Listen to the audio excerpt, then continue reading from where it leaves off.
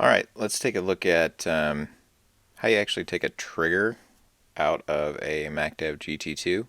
I had a buddy get blasted in the trigger frame, so I figured this was a really good way to show you all how to do this. So you're going to need the tiny little screwdriver that comes in your MacDev kit, and the first thing we're going to do is pull off this here board. Now, here's the deal. I know that some of you are gonna say that is ridiculously complicated and blah blah blah. And to be fair, it's not the easiest thing to do on the planet.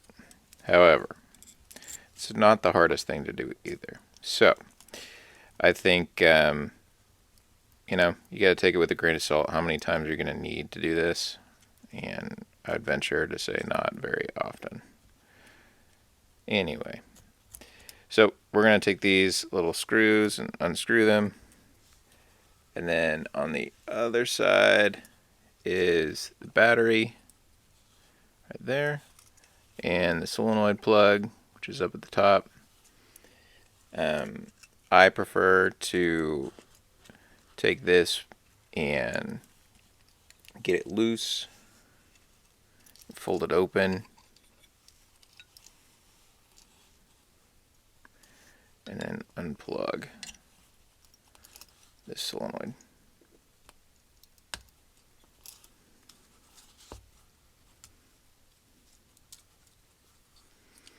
Now you really want to be as careful as you can with these plugs. You don't want to pull on the wires if you can help it.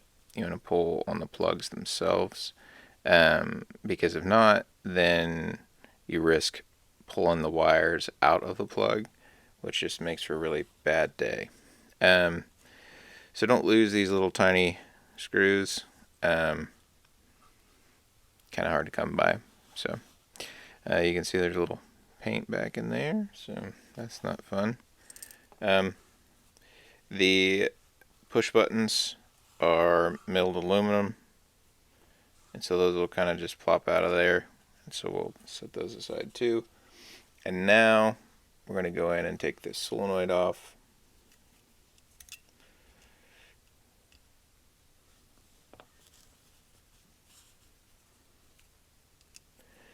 And this solenoid design is really kind of cool. I mean, this is really the way that a lot of manufacturers are going anyways, but it's modular, so you're able to just replace certain pieces instead of having to chunk out the whole thing.